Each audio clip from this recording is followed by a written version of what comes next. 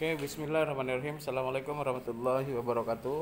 Waalaikumsalam warahmatullahi wabarakatuh. Oke, alhamdulillahirrahmanirrahim. Kita patut wajib mengucapkan apa?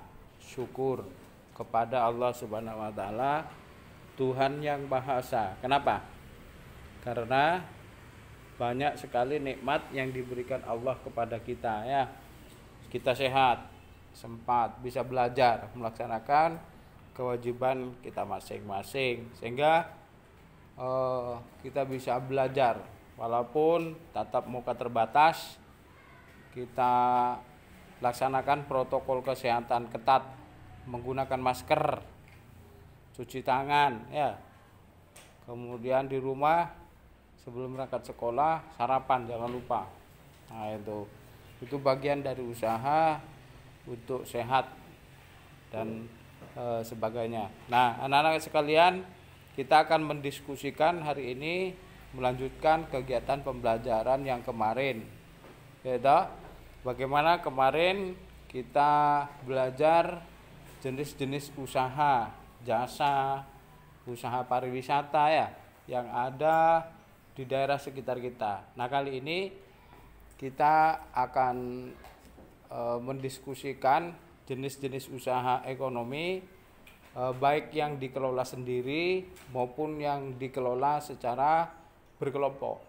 Nah, sebelum kita lanjutkan, Pak Ali ingin menyampaikan bahwa tujuan kita belajar agar kalian itu memahami tentang jenis-jenis usaha yang dikelola secara berkelompok atau sendiri.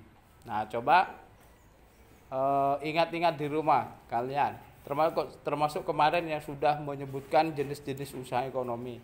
Siapa yang bisa menyebutkan jenis-jenis usaha ekonomi yang pernah dilihat, pernah diamati, pernah ditemukan di rumah, ya? Ada yang bisa?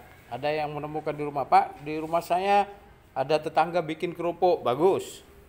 Itu termasuk usaha ekonomi. Ada lagi?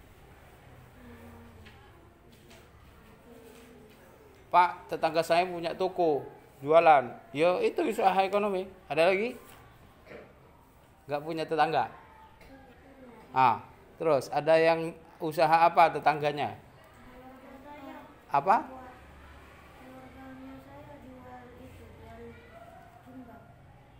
Jual apa?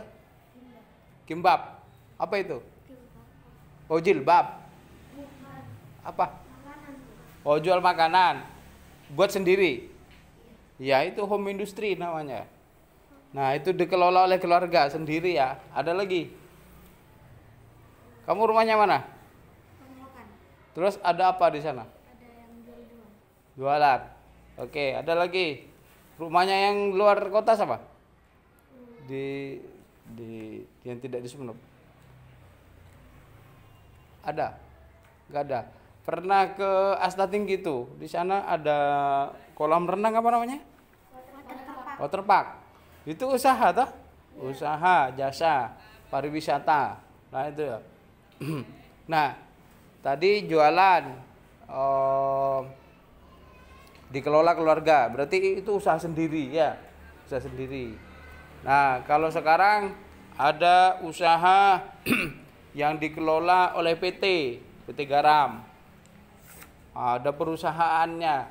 Nah, itu contoh-contoh di sekitar kita ada usaha-usaha yang dikelola sendiri atau kelompok.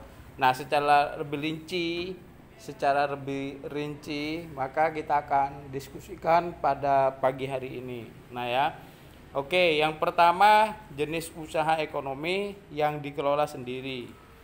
Nah, seperti yang tadi, dikelola sendiri itu berarti mulai dari membuat sampai menjual dilakukan sendiri, ya toh? Nah, itu disebut dengan usaha perseorangan. Jadi masing-masing orang punya usaha, ya. Nah, itu modalnya terbatas. Kalau bikin kurket, Pak, orang tua saya jualan kurket, modalnya 1 miliar. Nggak mungkin, ya. Jadi kalau usahanya kecil juga modalnya kecil, atau dengan modal kecil maka usahanya juga kecil. Disesuaikan. Pengelolaannya sederhana. Kalau jual gorengan nggak mungkin pakai mesin traktor. Wih, apa tahu traktor, pembajak sawah itu atau apalah alat-alat canggih, enggak. Jadi kalau perseorangan itu sederhana sekali cara pengelolaannya. Contohnya ya, bidang pertanian, kasabo, ya, kemudian menanam palawija, menanam padi, terus bertani jagung dan seterusnya ya. Termasuk tadi ada yang jualan, itu termasuk usaha apa? Perdagangan. Ya enggak? Perdagangan.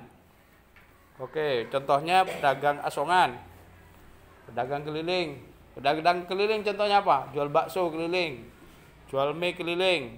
Pedagang kaki lima. Pedagang kaki lima itu di pinggir-pinggir jalan. Kalau pasaran di pinggir-pinggir jalan, itu kaki lima. Punya warung, punya toko dan seterusnya ya. Kemudian usaha jasa yang dikelola perseorangan, itu misalnya apa? Potong rambut, punya mesin fotokopi, kemudian jual pulsa, itu termasuk jasa ya. Oke, itu contohnya. Kemudian ada industri kecil, membuat kerajinan, souvenir, membuat gerabah, membuat kerajinan-kerajinan. Nah, itu. Coba Pak Ali tanya nih, dari usaha ekonomi yang dilakukan secara perseorangan itu ada berapa? Ada 4. Apa saja? Usaha pertanian, usaha perdagangan, usaha jasa, industri kecil. Oke, usaha jasa contohnya apa saja? Potong rambut, fotokopi,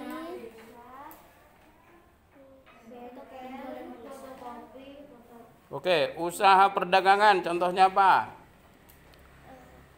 pedagang kaki lima, pedagang keliling, pedagang pasar, warung, dan Oke, bisa ya membedakan usaha yang dilakukan secara individu, perseorangan. Jadi itu contoh-contohnya supaya diingat, dicatat ya. Kemudian sekarang usaha yang dikelola secara berkelompok. Nah, itu modalnya sudah lebih banyak ya, pengelolaannya lebih canggih. Contohnya firma. Firma adalah usaha ekonomi bersama yang didirikan oleh sekurang-kurangnya 2 pasang, 2 orang, 2 sekutu. Nah, itu ya. Jadi pada firma itu setiap anggota memiliki hak untuk bertindak atas nama firmanya. Jadi firma itu adalah usaha gabungan antara 2 orang, ya, antara 3 orang. Ayo buat nanti modal berempah, buat nanti modal berempah, buat nanti modal berempah. Pas tong dibuat usaha, itu namanya firma, ya. Patungan, sumbangan. Nah itu ya. Itu biasanya kalau firma bergerak di bidang hukum, jadi kerjasama di bidang hukum atau keuangan. Itu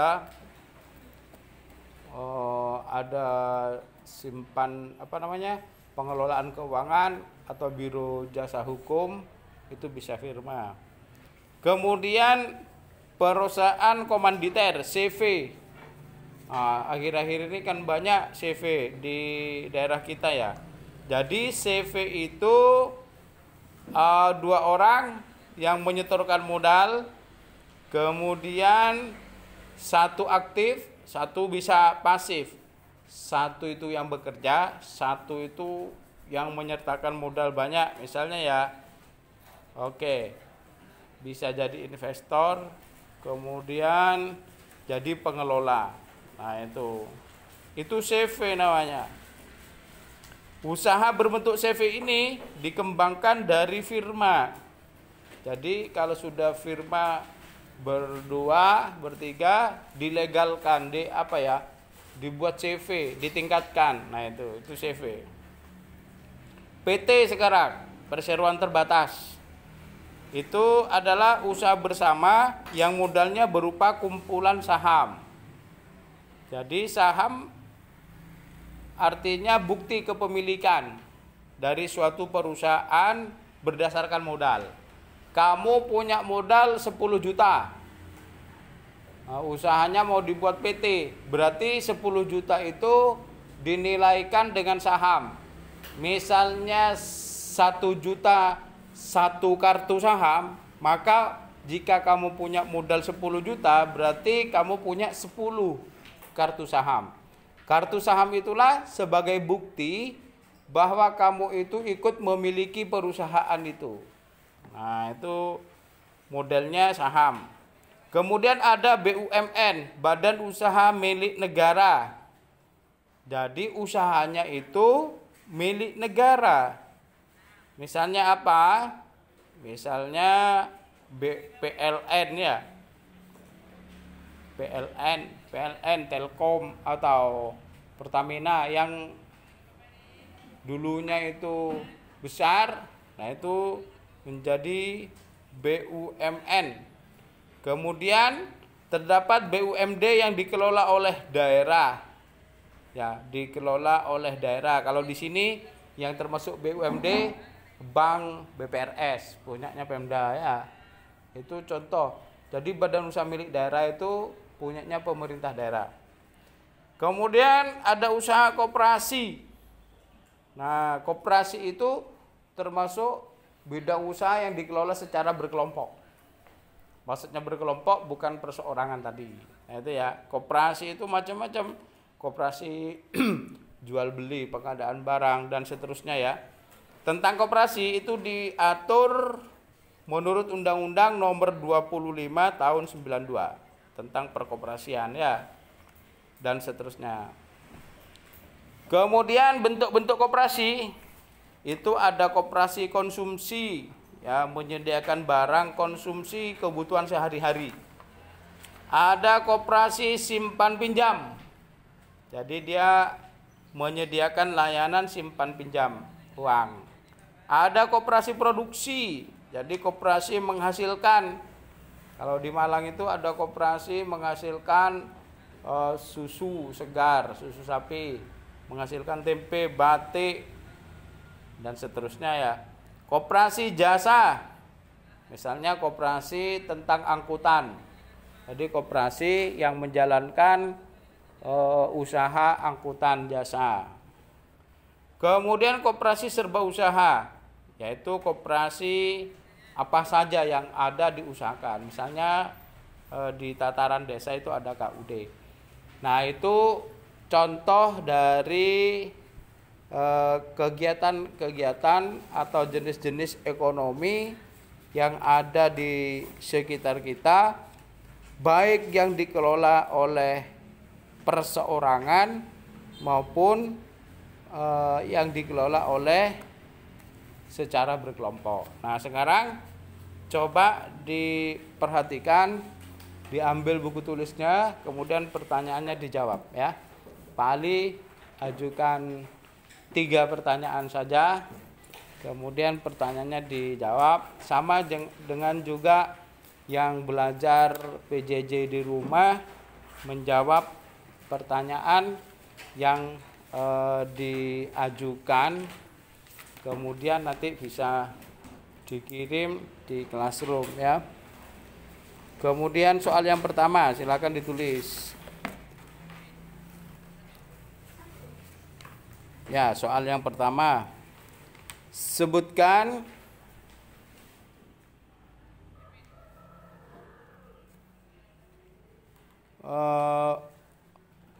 jenis-jenis usaha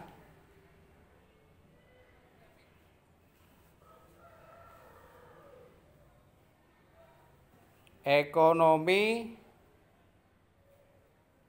perseorangan. Ya, kalau disebutkan tadi ada berapa? Ada 4. Titik. Berikan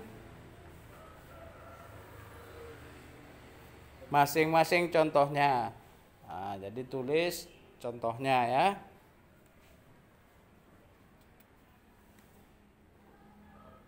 Nomor 2.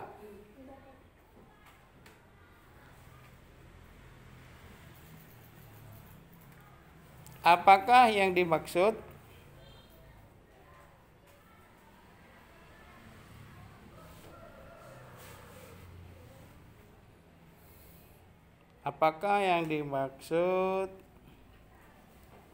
dengan firma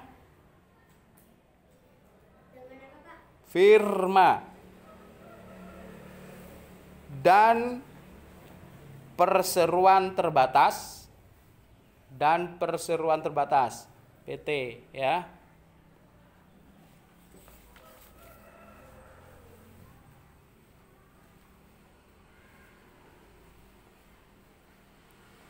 Terakhir nomor 3.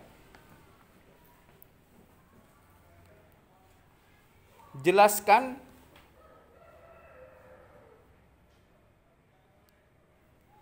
bentuk-bentuk koperasi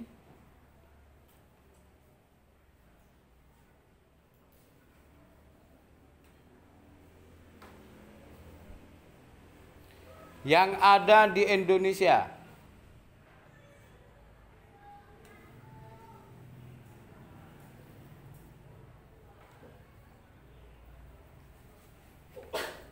Tuliskan masing-masing contohnya. Jadi saya kira itu dulu penjelasan, dan silahkan kalian bisa resume kembali kegiatan pembelajaran hari ini. Sementara untuk sesi materi Pak Ali akhiri dulu. Assalamualaikum warahmatullahi wabarakatuh.